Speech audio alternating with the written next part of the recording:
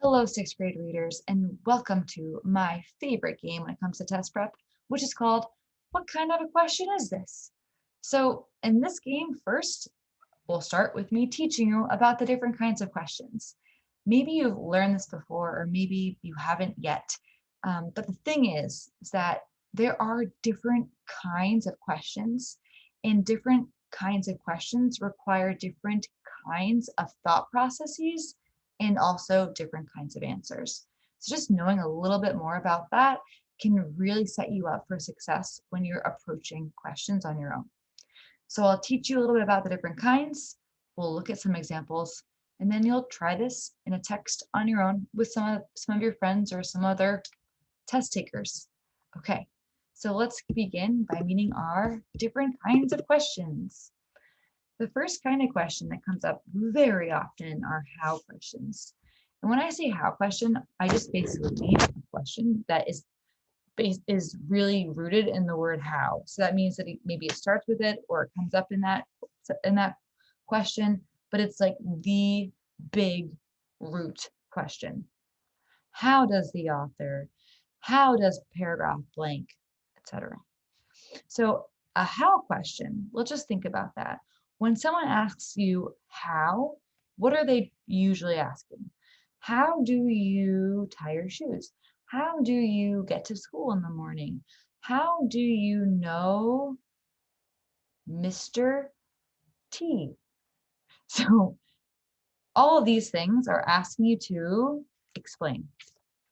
If you ever see a how question, the answer is going to be asking you to explain something. So that means that the answer choices might be explaining, but you know now that you want to choose the one that best explains the thing being asked about. For instance, if someone asks you, how do you tie your shoes? And you have options like, first you, then you, or eat an Oreo. Think about it. You want to find the one that explains or walks you through something, shows you something. You also couldn't use how questions to connect things. So, like, how do you know Mr. T? Well, I'll have to explain, yes, my connection, but I also will just be making a connection. For instance, in a text might go, how does paragraph 4 develop the main idea? So it's thinking about like how paragraph 4 connects with this whole text or connects with another part of the text. Again, you'll need to explain. We also can think about a connection. Let's try another question. Which? The question leads with the word which. Which, think about it.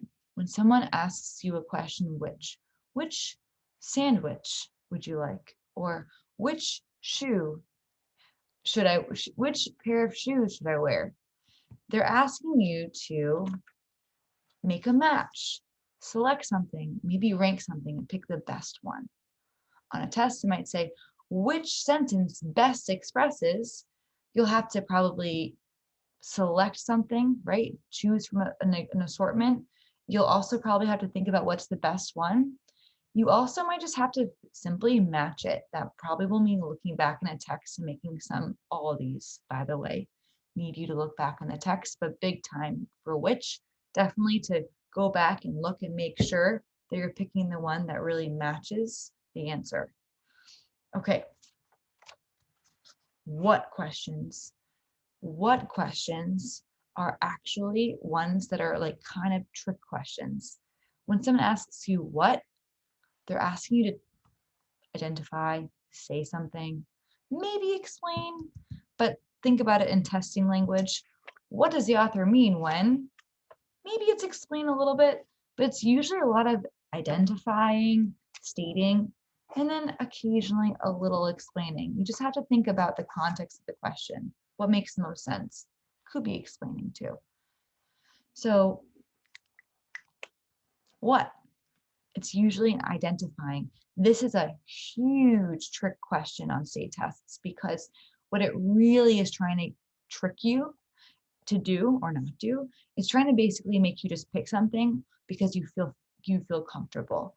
So since you have to identify something, you must, when you see the word what, you always should, but you must go back and touch your evidence because you're going to be identifying something that happened or was said or explained. What was it? Go find it, touch it, and then answer. Why? Why questions? Oftentimes people think that why questions and how questions are the same. They're not. They're not at all. They're super different. And so the why questions are different from how because, okay, well, think about it this way. When someone asks you how to do something, they want you to explain. When someone asks you why you did something, they need you to defend yourself, give reasons, explain why you did it. So think about it as like almost like the mean big brother or sister, or maybe an adult. I don't know. Someone's trying to get you in trouble. Why'd you do it? Why would you do that? Defend yourself. Why always is asking you to defend something or select the answer that best defends, proves, that's a good one, I should have that, proves, provides reason for, and then not finally, but this is the last big one that I feel like is worth covering for the test. If the word author is in the question, the word author, especially if it's like why the author or like how does the author implies that there was some choice involved, right? So remember that authors have their own goals, right? When they're writing it, they're writing any text, just like how you had a goal when you were writing your information text about your activist research, etc. So think about what the goal of the text is.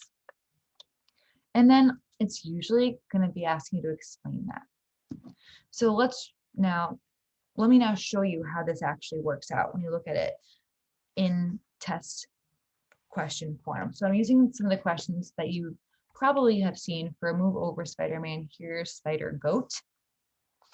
And I'm just going to be thinking about these kinds of questions as I revisit the questions that I actually saw on the test or the practice tests. Okay, let's look here. In lines 4 through 12, the author, I have the author, so I want to get ready for this. So it's going to probably be asking you to think about maybe some sort of goal or choice. The author explains why, but it also has the word why. That's tricky. So I'm just going to get ready, prepared for both. Better be safe than sorry. In lines 4 through 12, the author explains why scientists are trying to find a way to produce spider silk using goats by showing. So think about it. What is the question really asking?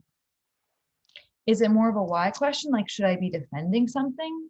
We should probably just remember, we always cover those answers first. Is it asking me to defend something? Or is it asking me just to explain something? Or is it asking me to select an answer that best explains the goal? Why, since we're trying to a way to produce, I probably should go back to 4 through 12 and look there, right? Of course.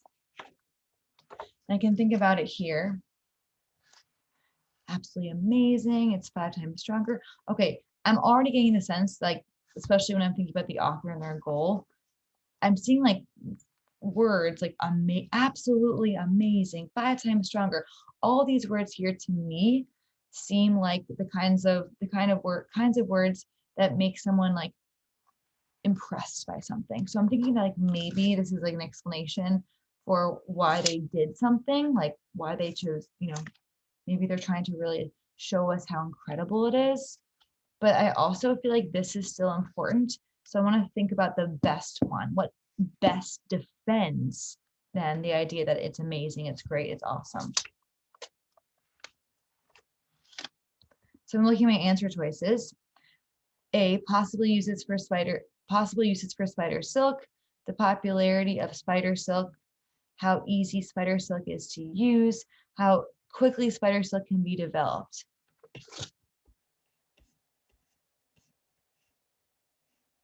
So if you're thinking about it, you probably will need to, again, use your other strategies for going back into the text.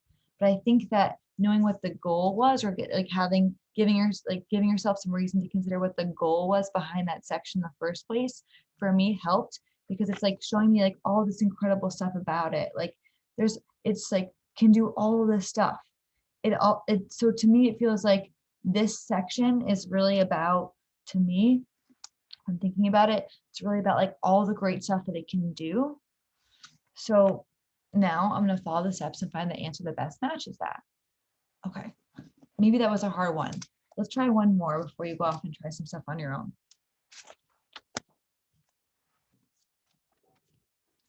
Which statement? Ooh, which. That's what is it? Which. Which statement best explains? So I have to either match, select, or rank. That feels like just about right here.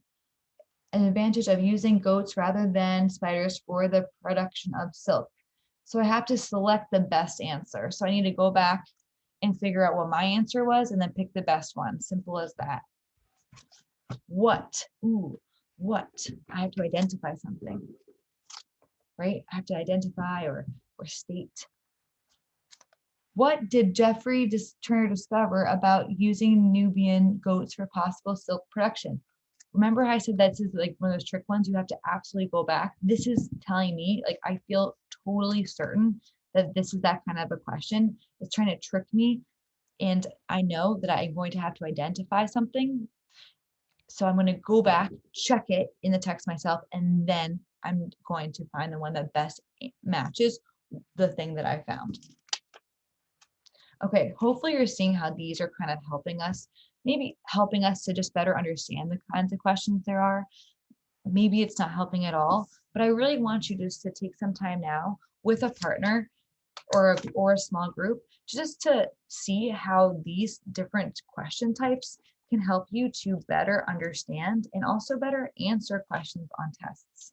Just by having a bit more knowledge of, like, there are some, like, there's some complexity behind those questions there. There's some stuff that the test maker is really looking for you to be able to prove or show or do or say. So to know that can help you in a big way. Maybe it's not necessarily to start by finding the right answer, but maybe it's to confirm your answer. Or maybe it's one of those questions where you're just stumped on, and you remembering these things here can help you to get started in the first place. So I hope that this little game here that I've showed you, how I like to kind of go through and say, what is it? What can I use?